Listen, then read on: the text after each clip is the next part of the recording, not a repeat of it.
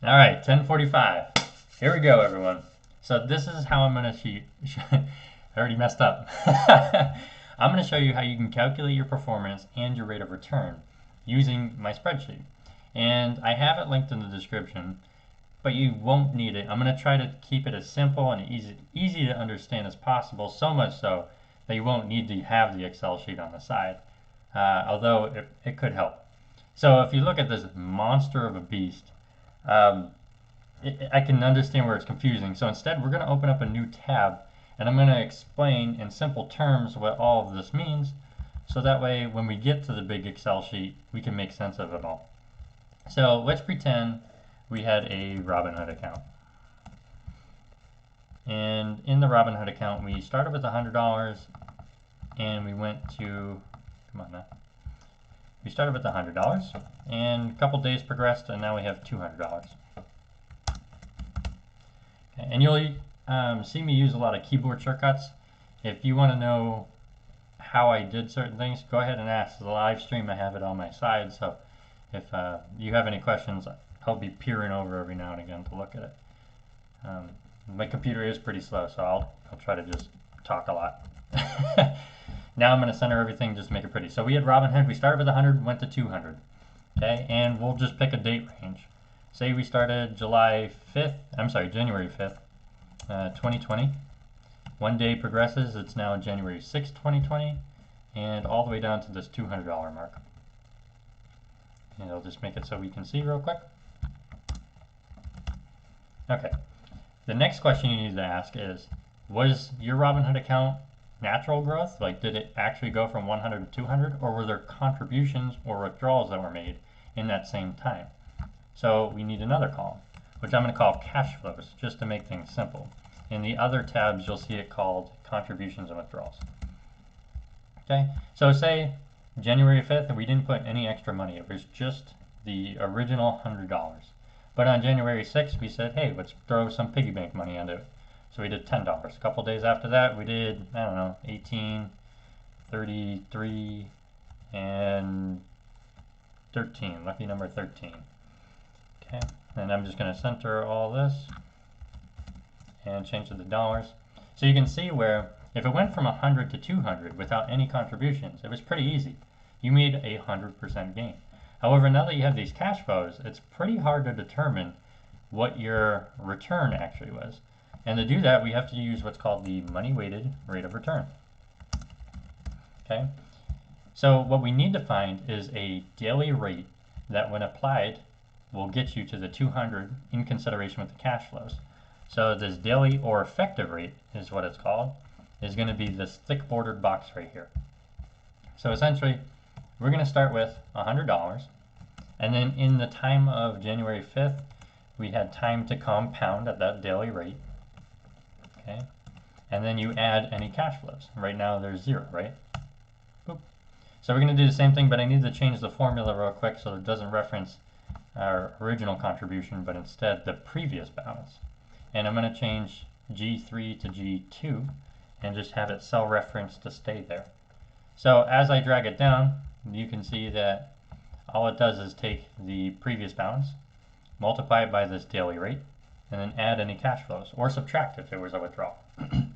And you can see that nothing happened because we don't have a rate here. Let's just say your portfolio gained 1% a day. This $100 had all of January 5th to gain 1%.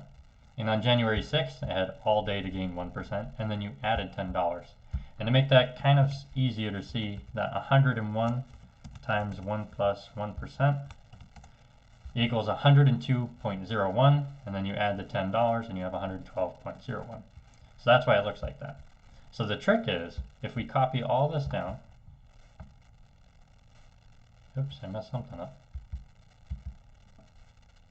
No, that's fine.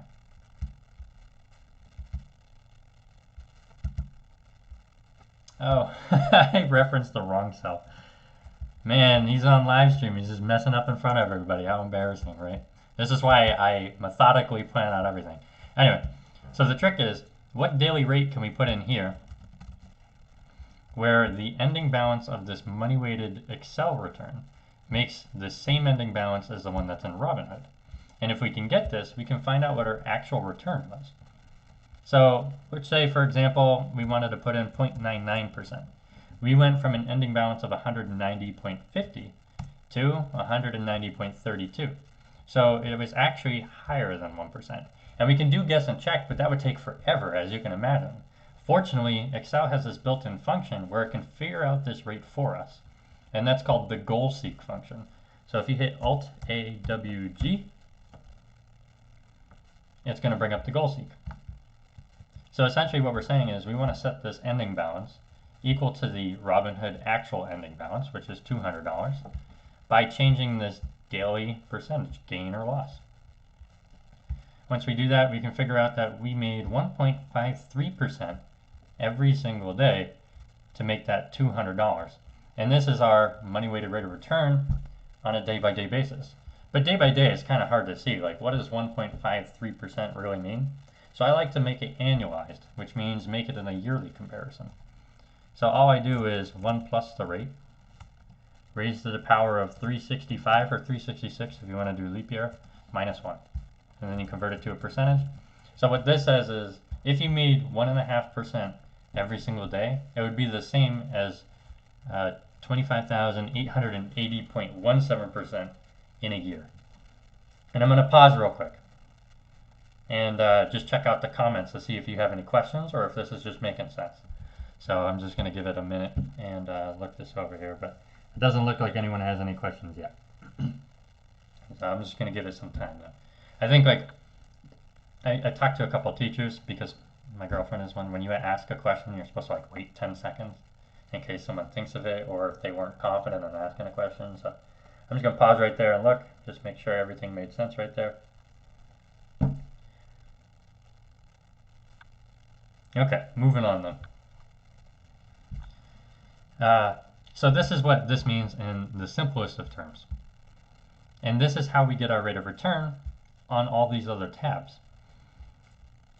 This will be the pre-tax. If we wanted to do after-tax, we would have to say, all right, well, $200, if I were to sell everything and have to pay taxes immediately, it would actually be $200 minus $5, we'll say you pay in taxes. So then you would just change this to, in the goal seek function, instead of $200, it'd be $195. So you would set this to the value of $195, which is the tax, after-tax ending balance, by changing this rate. So I think I covered everything in this sheet, so we're going to go ahead and move to the other sheets and get a little bit more complicated now.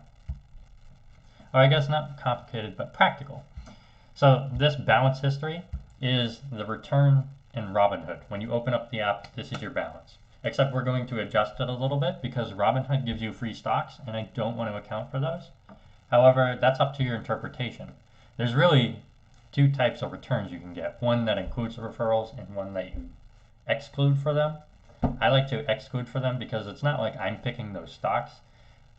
Even though like what you decide to do with those stocks decides how well you perform, but that's for different analysis and not usually what I'm looking for. I'm usually looking for just how well someone can put money in and decide where it goes. But that's probably too advanced. Anyway, so the date column we had in sheet 10 here, right there, is the day column. The contribution withdrawal, so that's the cash flow. And the money weighted growth is that money weighted rate of return column. So let's just say I wanted to update this for Robinhood today. Well, first I want to come down here and I need to change the periodic return real quick. Just because I'm keeping the periodic return to keep a history of it in case I want to do some kind of analysis or graph or something. But let me just change this. I haven't explained anything yet, so if I've lost you, that's okay. I'll get you back. This is more for my sake. Whoops. Okay. So first thing I want to do is go into Robinhood and figure out what my ending balance is. So if I pull up Robinhood real quick, you can see my ending balance is $1,053.25. All right, I'm just going to end it there. and I hope I remembered it. 25. Okay, but I like to subtract the free stock, so I'm going to go down and figure out what my free stock was, which was Helka Mining. And right now it's at $5.33. Okay, so I'm going to go back to Excel, and I'm going to subtract 5.33. So in reality, my ending balance is $1,047.92. And I like to keep a little history of that, so I'm just going to put it down here. $1,047.92, I believe is what I said. Yep. Okay, so the trick is, this effective rate right here is that daily rate I was talking about in the previous sheet. It's how much you gain on a day-by-day basis.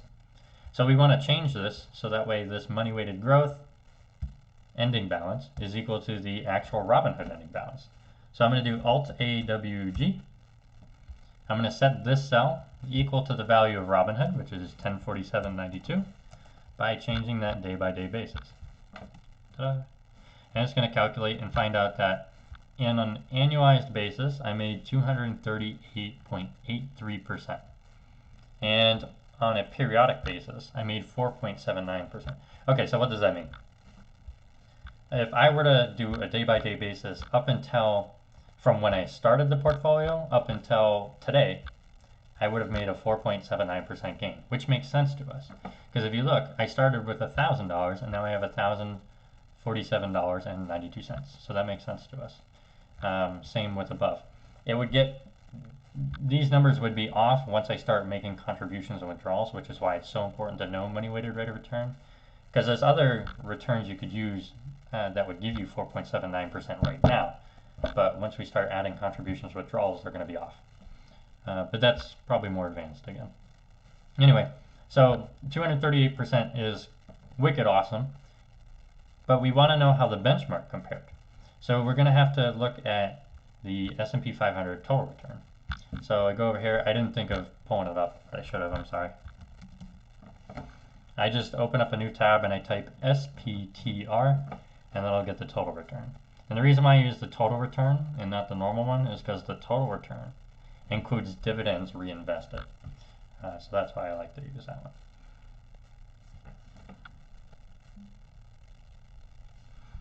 Okay. And I apologize for the computer being slow, but I feel like now's a good time to check the chat and just make sure no one's asking any questions. So that's what I'm going to do right now. Anyone have any questions, or maybe someone joined in later and wants me to re-explain something? That's okay. I'm fine with that.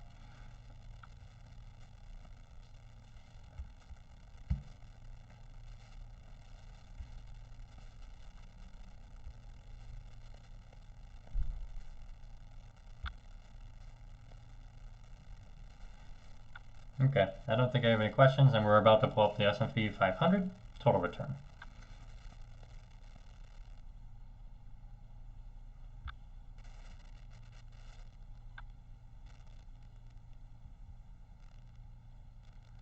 Okay, so right now we're at 70.1954. So I go into the S&P 500 import right here. I think I already forgot the number. Nope, I got it. 70.1954, and today is 10/6/2020. Usually I don't check my portfolio on a day-by-day basis, so I'd actually import the information. However, I mean, this is only 1 day difference, so I'll type it in. 70.1954. So this is the raw data that Yahoo Finance pulls. However, they don't account for weekends or holidays. So I have this analysis part where I include the weekends and holidays. And all you do is kind of take the information from Friday. It's no different. However, you want to get like a daily rate, so you need to include the weekends and the holidays. If that confused you, just know that I wanted to have 3, 4, 5, 6, 7, but Yahoo Finance doesn't do it. But anyway, going back to the pre-tax analysis here, we're going to do the same thing we just did, but now we're going to do it to the S&P 500 total return. And I'm just going to type the information here, 10/6/2020. I'm going to type in that number, 70.1954, I believe is what it was. And now I have to explain these two columns here. So first is the simulated holdings, which means if you had $1,000 when I started the portfolio, and this date represents the close of September 22nd. At closing, the S&P 500 was $6,819.08. And at closing of September 23rd, it became this. So notice that you decreased, which means if you had $1,000, you would decrease by the same rate and continue and continue and continue. So this entire column says what would be the ending balance if you had $1,000 in the S&P. And you'll see that it's $1,029.40. So that's great that it tells us the ending balance, but we kind of want to figure out a rate of return for that. So what we'd have to do is this money weighted rate of return balance, just like we did over on column E on this side. To do that, it's the same formula. You multiply the previous balance times 1 plus the daily rate, and then add any contributions or withdrawals, which is pulling from this column here. So you copy that all the way down, and we have to use goal seek once again, so that way we make sure that these two balances equal each other by changing the daily rate. So I'm going to do that right now and show you. Alt A W G. Set this cell equal to 29.4 by changing the daily rate. Okay, it's going to calculate it for us, and we find out that on an annualized basis, if it were to continue at the same rate, we would have 112%, which is awesome. We only wish that were the case, right? But essentially, as you're looking right here, we can see both rates now. My portfolio almost doubles the S&P 500 right now. Actually, more than doubles the S&P 500. And that's great. However, what I like to do is show that if I wanted to sell everything and have to pay the taxes immediately, would I still outperform the S&P 500? And that's very important to me, and that's what Warren Buffett does on his annual shareholder meetings. So now we have to figure out what the cost basis was. So we can figure out, we go to the cost basis, and you can see the securities I bought and for what I bought them for. So over here I bought Bank of America for 0.398 shares at $24.06, almost 7 cents. This information I got from Robinhood. They have statements and transactions disclosures that I just went through and just figured out. I mean, when I purchased Bank of America, I just had $900, but they actually broke it down because you don't always get $900 worth of Bank of America at one time. So you have to check the disclosures and figure out what your actual cost basis was. In Excel, you can link what the price today is. It's going to be different than Robinhood because Robinhood is more up to date. So all I'm going to do here is just go to data and refresh all. And as I refresh it, the current price according to Excel is going to come on here. Okay, and I'm just going to wait. I'm going to check the comments now because it looks like my stream was having difficulty. So.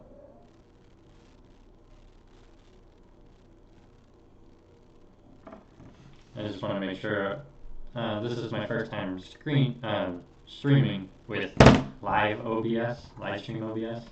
I just want to make sure it's good.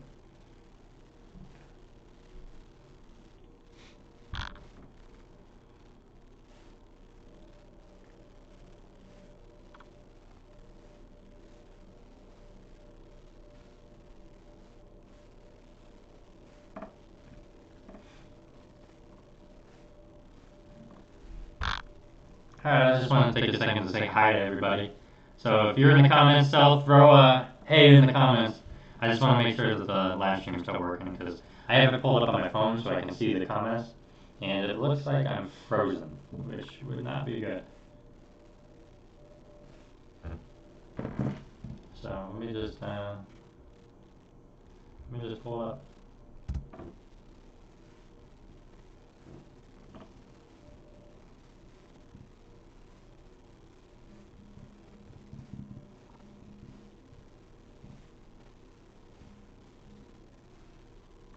Is it frozen?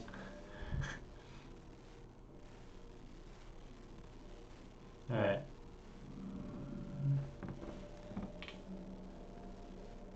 There we go. Got people liking it.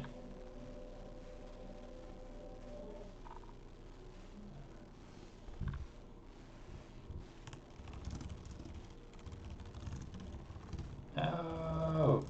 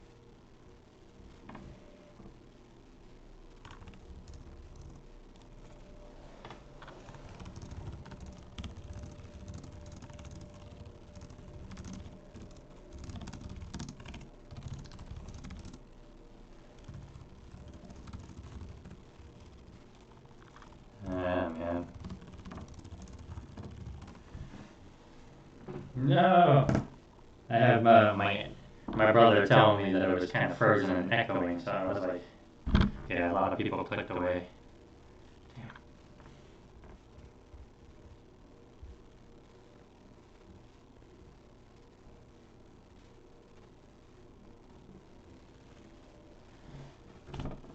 Alright, well,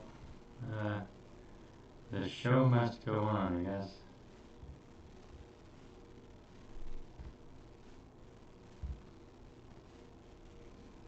I'm just gonna close some tabs. I guess I'm gonna restart at 11:11. Lucky 11:11. Hopefully everything will be fixed. I apologize for this, everyone. I really want to show you all this. Oh, it's not working. I have a lot of research to do then, huh?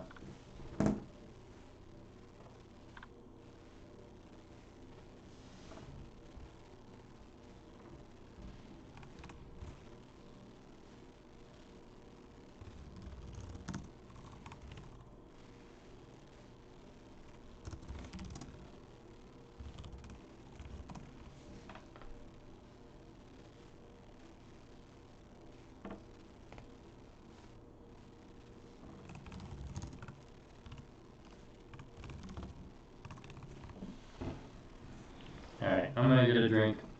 At 11:11 I'm gonna continue. And if you guys want me to go back on anything, I will. Otherwise, I'll just continue from where I was.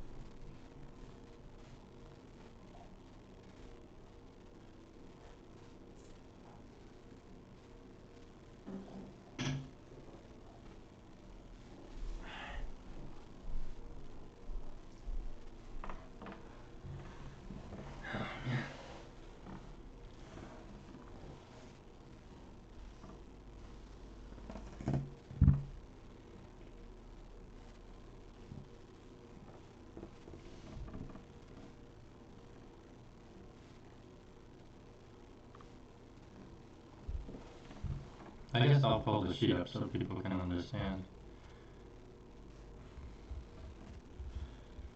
There's something to look at, I guess.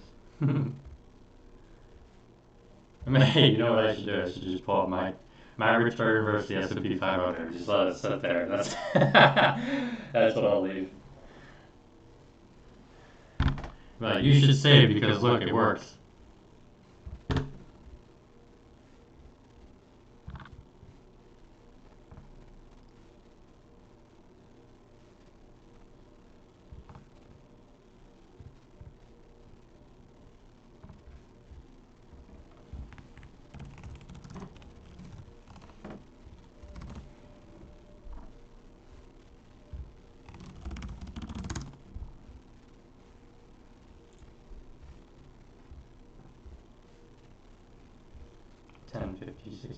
Alright, 2 more minutes and we'll start.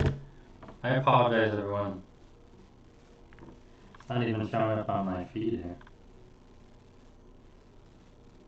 That's pretty funny.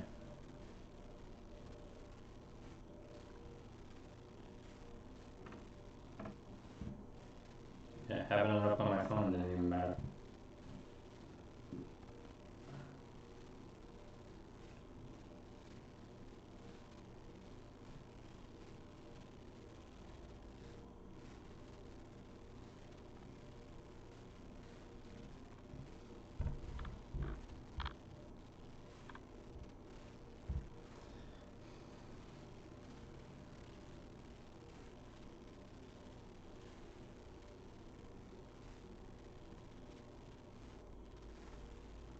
Okay, 11:11. I'm gonna get started.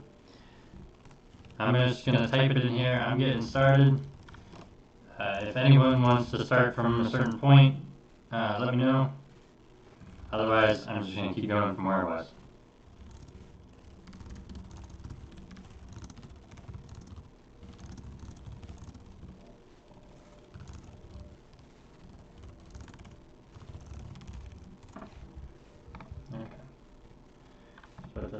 corner here.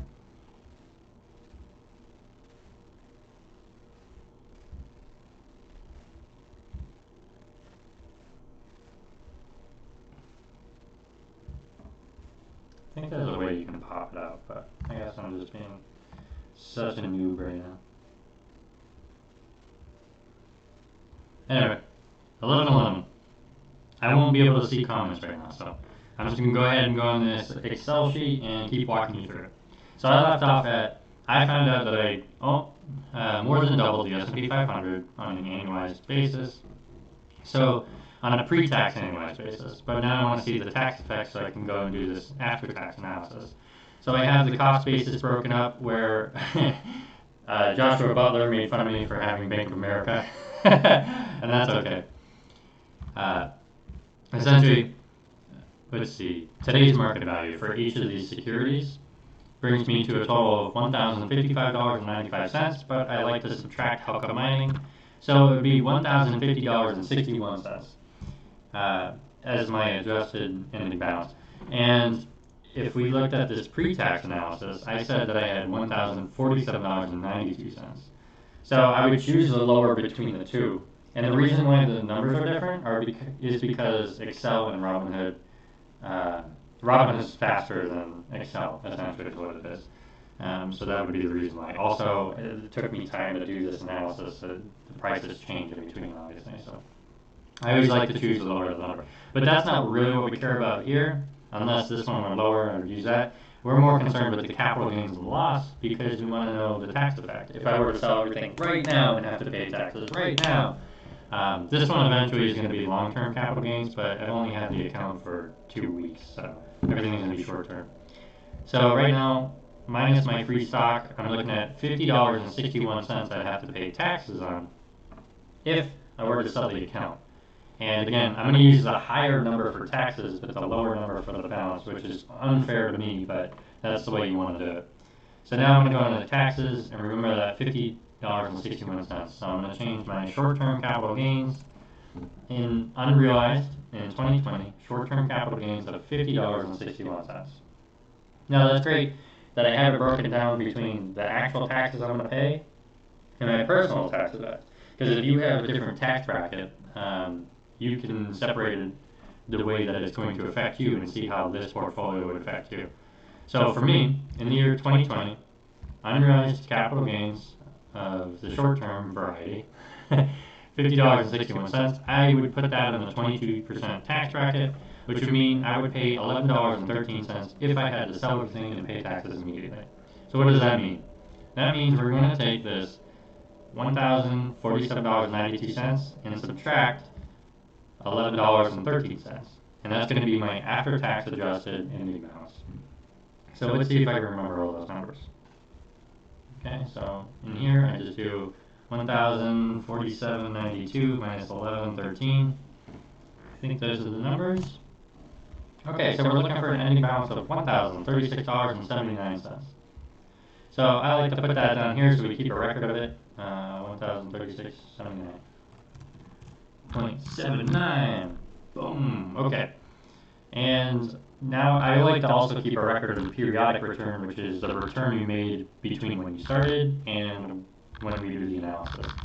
So I'm just going to change the formulas real quick. So when we change one of the numbers, it doesn't mess everything up. Control copy, control paste, control A. Alright, so essentially all I did was make these actual numbers rather than a formula, and then keep this one as a formula. Okay, so now we get into the analysis. Let me just check and see if anyone has any comments. Okay, let me see if I fix that.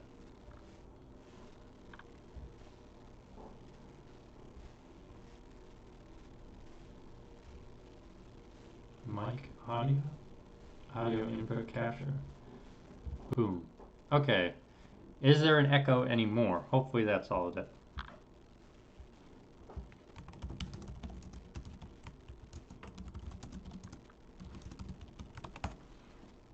My man, coming through for me.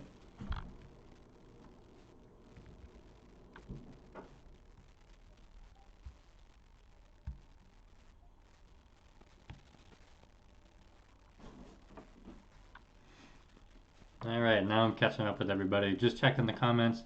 Make sure anyone has any questions or comments. I just was told there was an echo, so hopefully I got rid of it now. Or maybe it's just because I'm in a corner. Could be that too.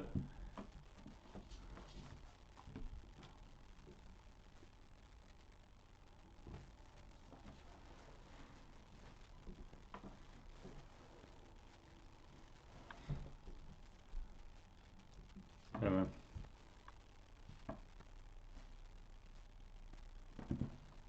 And I am also texting my brother at the same time, so he's keeping me updated.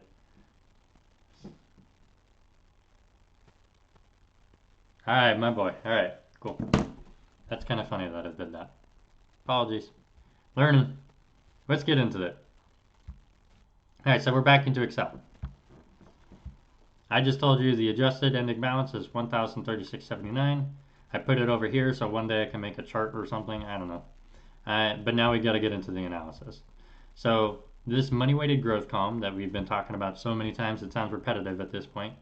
The ending balance on October 6th, which is today, should be $1,036.79. So let's do some goal seek. Set this cell equal to 1036.79 by changing the effective rate. Alright, what's our actual annualized rate is 156.50%. And in a periodic basis, that is wrong. Okay, so something's wrong here.